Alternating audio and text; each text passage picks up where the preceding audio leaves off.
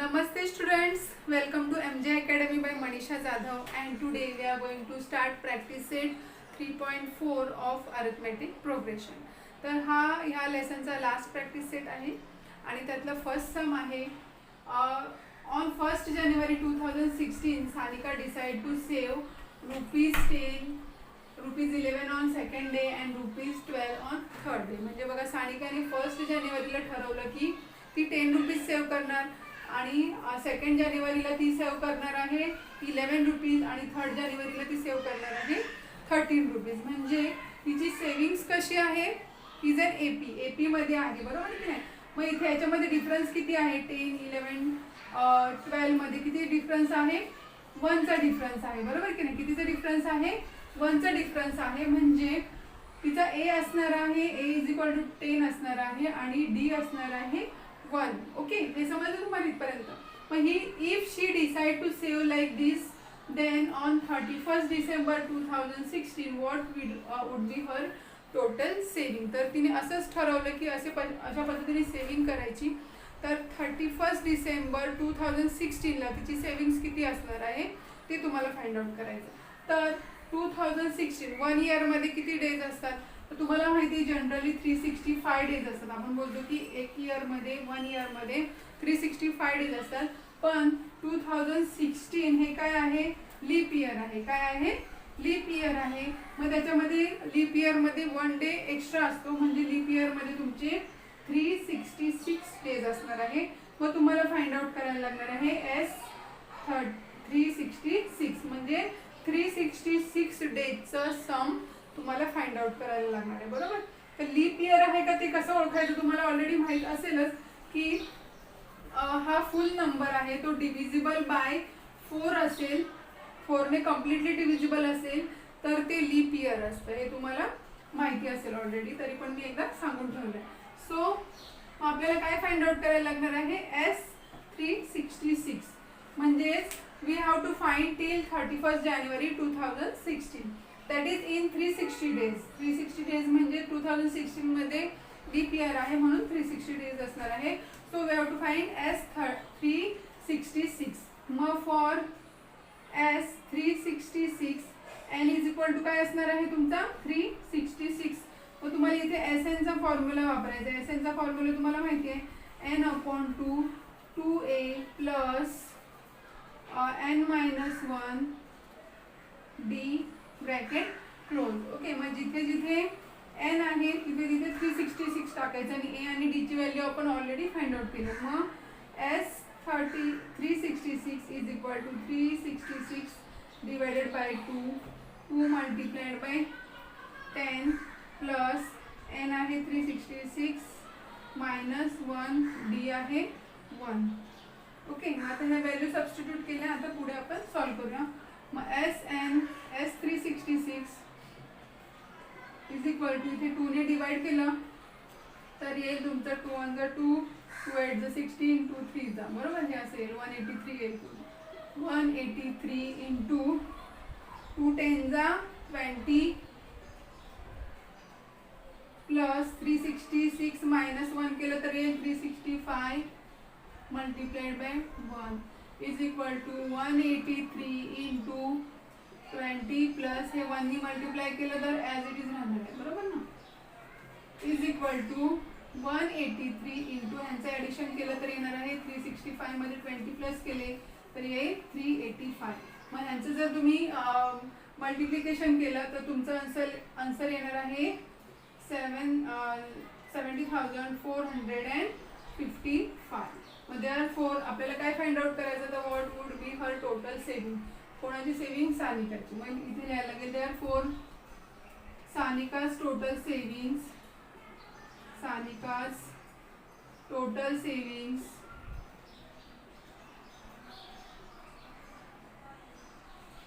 Is equal to ₹70,455. Okay, सोपा sum आहे. Let's move on the next sum. Our question number 2 is, a man borrows ₹8,000 and agree to repay with total interest of ₹1,360. म्हणजे एका माणसाने 8,000 rupees borrow केलेत, उसने घेतलेत किंवा कर्जावर घेतलेत आणि तो ते 12 मंथ्समध्ये परत भरणार आहे with interest 1,360.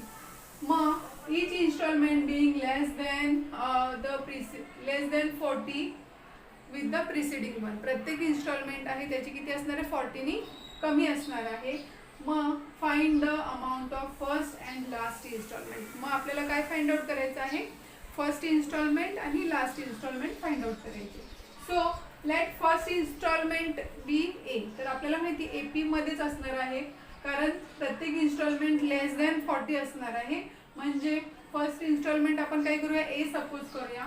each installment is less than 40 than the preceding one, therefore the payment is in AP. ते पेमेंट्स असणार आहे ते कसे असणार आहेत, AP असणार आहे. म्हणजेच कॉमन डिफरन्स असणार आहे -40 कारण प्रत्येक इन्स्टॉलमेंट -40 ने कमी असणार आहे म्हणून त्याचं कॉमन डिफरन्स असणार आहे -40. Okay. Man agree to pay ₹8,000 with interest of ₹1,360 in 12 instalment. म्हणजे तो 8,000 रुपीज पण देणार आहे आणि प्लस 1,360 रुपीज पण तो देणार आहे. म्हणजे 12 मंथ्स नंतर तो 8,000 plus 1,360 is equal to 9,360 rupees एवढे तो काय करणार आहे, पे करणार आहे. म्हणजे आपल्याला S12 ची व्हॅल्यू भेटली 9,360. मग for S12 n is equal to काय असणार आहे, 12. मग आपण SN चा फॉर्म्युला वापरूया, n/2 2a plus n-1 into d. ओके. मग व्हॅल्यू सबस्टिट्यूट करूया. SN म्हणजे काय, S12 is equal to 12 minus 2aच राहणार आहे इथे, 2a प्लस n काय आहे 12 minus 1 इंटू d काय आहे -40. मग S12 ची व्हॅल्यू काय आहे, ही व्हॅल्यू आपण फाइंड आउट केली ना, 9,360. इथे 2 1 2 2 6 12 2a प्लस 11 इंटू -40. मग 9,360 is equal to 6 into 2a plus 11 into -40 केलं तर तुम्हाला येणार आहे 11 4 44 मायनसच येणार इथे, -11 4 44 आणि हा एक 0 तसंच. मग असं आन्सर आलं तुमचं. आता हा 6 इकडे डिवाइड करूया, डिवायडेड बाय 6. हा 6 आहे तो इकडे घेतला मी, is equal to 2a minus 440. 6 ने डिवाइड केलं, 6 1 6 6 5 30 6 6 36 आणि 0.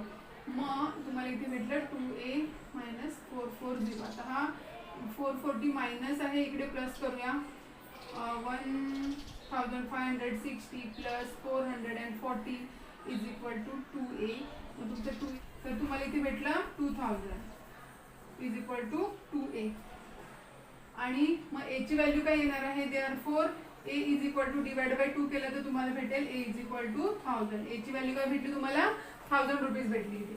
मग ही व्हॅल्यू आपण, ही तुमची काय झाली, ए म्हणजे काय होती, तुमची फर्स्ट इन्स्टॉलमेंट होती. मग देअरफॉर तुमची फर्स्ट इन्स्टॉलमेंट काय आली, 1,000 आली. मग आता तुम्हाला लास्ट इन्स्टॉलमेंट काढायची. लास्ट इन्स्टॉलमेंट म्हणजे टोटल किती इन्स्टॉलमेंट असणार आहेत, 12 इन्स्टॉलमेंट असणार आहे, बरोबर. मग इथे लिहूया, फॉर लास्ट इन्स्टॉलमेंट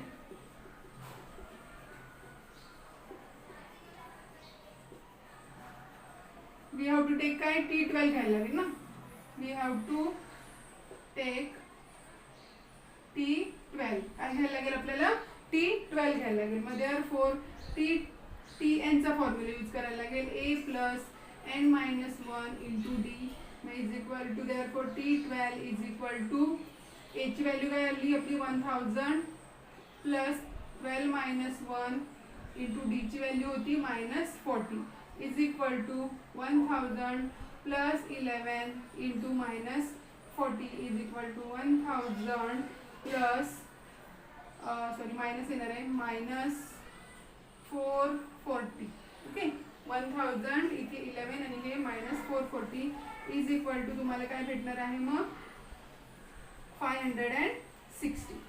हे तुमचं भेटलं T12 म्हणजे काय होतं हे तुमचं लास्ट इन्स्टॉलमेंट होतं. मी इथे लिहिते T12 इज इक्वल टू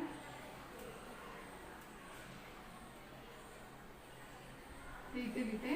मग देअरफॉर काय होतं आपले therefore first installment is equal to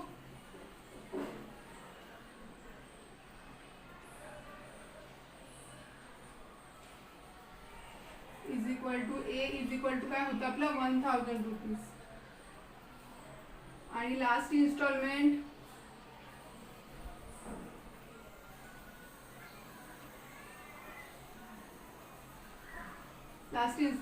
is equal to T12 is equal to rupees 560. Okay, let's move on the next sum. So our question number 3 is in first year Sachin invested 5000 rupees, second year he invested 7000 and third year he invested 9000 rupees.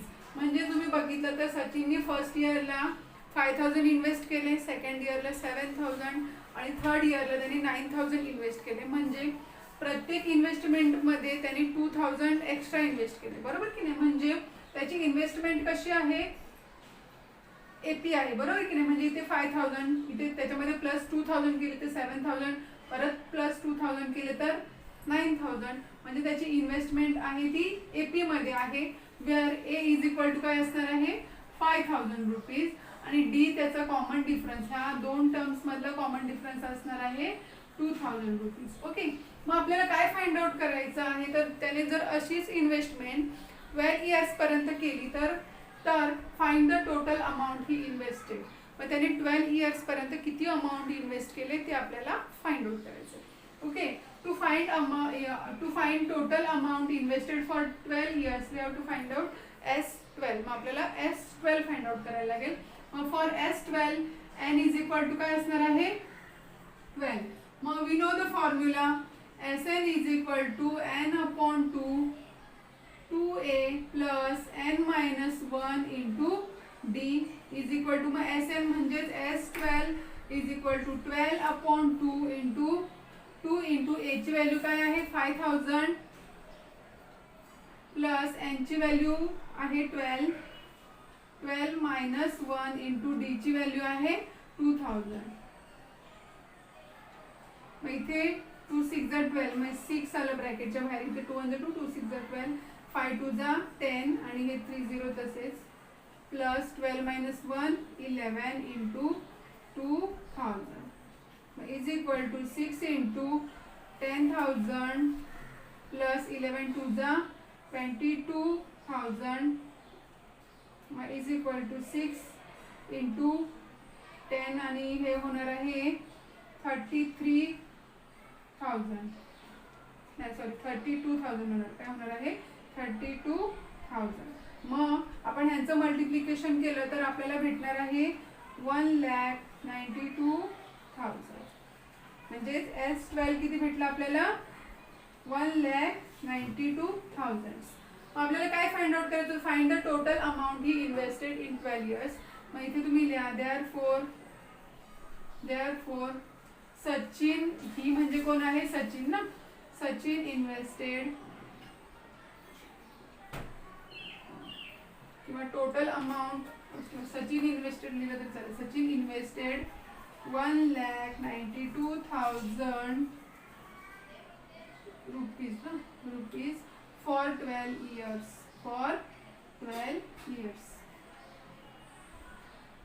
Okay, in this way आपण या व्हिडिओचा first part संपवलेला आहे. Video आवडल्यास like share आणि subscribe करायला विसरू नका. Bye bye.